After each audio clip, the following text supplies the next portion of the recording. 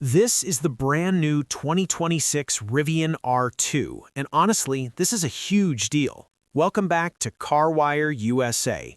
Rivian has made some of the most impressive, desirable, and exciting electric trucks and SUVs on the market, but until now, they have all been pretty big and pretty expensive. Well, now there is a new Rivian that is smaller, more affordable, and today I am going to give the R2 a full review right here on CarWire USA. I will drive it and take you on a complete tour of all of its quirks and features. Let us get into it. Alright, so let us start with the basics. The R2 is Rivian's latest fully electric mid-size SUV. At about 186 inches in length, it is roughly 15 inches shorter than the R1S, which is Rivian's existing larger SUV. It's also about 8 inches shorter in height and around 2,000 pounds lighter, so this is significantly smaller in every single dimension compared to the R1S. To give you a size comparison, this is a little shorter in length than the Tesla Model Y, which is probably its closest competitor, and it is a little longer than a Honda CR-V or a Toyota RAV4. That's about where it fits in the automotive world.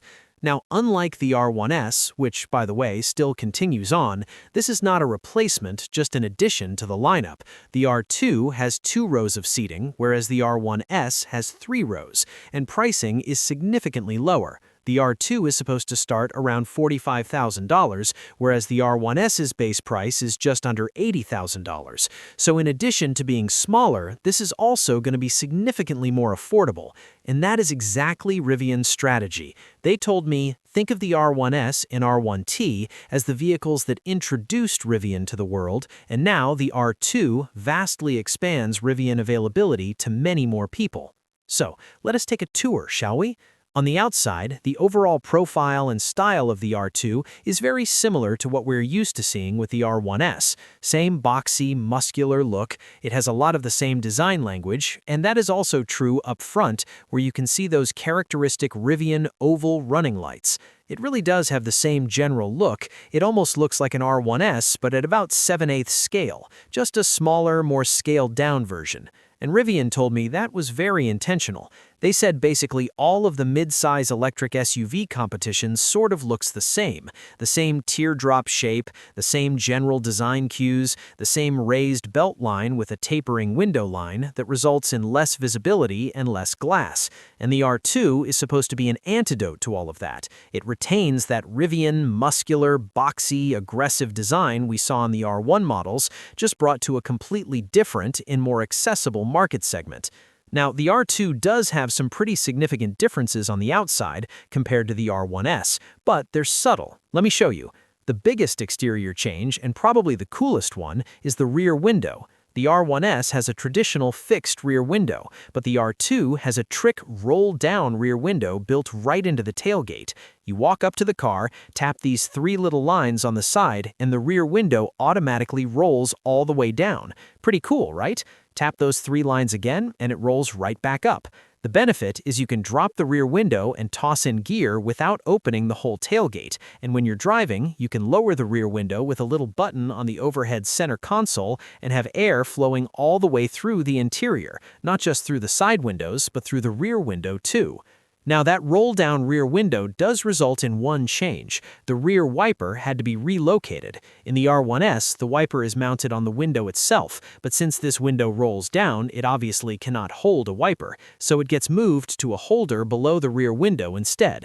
And here's an interesting design detail. When water gets into that little wiper holding area, there's actually a drain that sends water out below the taillight, so it doesn't just collect and sit there. Rivian thought of everything. Now, up front, there are 3 little lines right at the very front of the car. Tap your finger on those, and the hood pops open automatically, revealing the front trunk. And as you can see, the front trunk in the R2 is generously sized.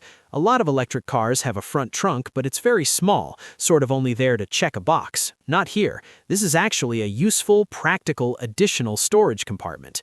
Worth pointing out, the front trunk opens automatically, but if you want to close it, that's manual. You just push it down and shut it. And since we're up here, one really fun little quirk. If you look into the side trim on the windshield, you'll notice a little disturbance right here. That's the Rivian gear guard guy, a little Rivian mascot that originally appeared as part of their security system, and now shows up in a bunch of places, including right here on the side of the windshield. A fun little touch. Also interesting on the exterior, you can see the Rivian logo on this little panel on the side. That's not just a corporate logo, it's also the side turn signal, a European safety requirement, and every single time it blinks, it lights up the word Rivian, which is actually a really cool touch. And around back, inside the charge port door, there's a little maze built right into the plastic. Apparently, you can actually solve it. It does have a solution, a maze integrated into the charge port door. That's bizarre and quirky, but this is kind of a bizarre and quirky car in the best possible way. Also back here, you'll notice the license plate has been relocated from the center of the tailgate to down near the bottom compared to the R1S, and there's an integrated tow hitch. Pull off this cover below the license plate and there's a tow hitch right in there ready to go. And the R2 is also fully compatible with the Rivian roof rack system from the R1. They clip into place incredibly easily, and if you're already in the Rivian ecosystem, you won't have to buy new roof racks because they work perfectly on the R2. Now let's go inside, because the interior of the R2 is genuinely impressive.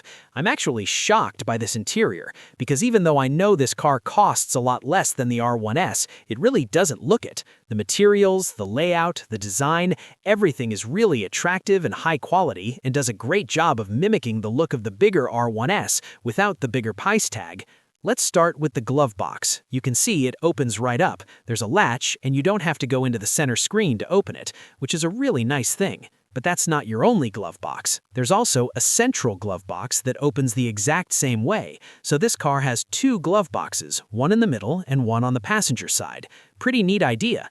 And there are quite a few clever little storage compartments throughout. The center console has your standard lift lid storage underneath, but up front there are two pull-out compartments, one for the cup holders, which slide out, and one below that, which is a little drawer for storage. And Rivian told me that drawer is sized to perfectly fit a tissue box, something their customers specifically asked for. They designed it exactly for that. And on the door panels, there's a two-row storage system, a lower compartment and an upper, smaller compartment, which really adds to the day-to-day practicality. Now, probably the most interesting new control in the R2 is on the steering wheel. You have these two little discs mounted vertically on the left and right sides, and they're genuinely clever.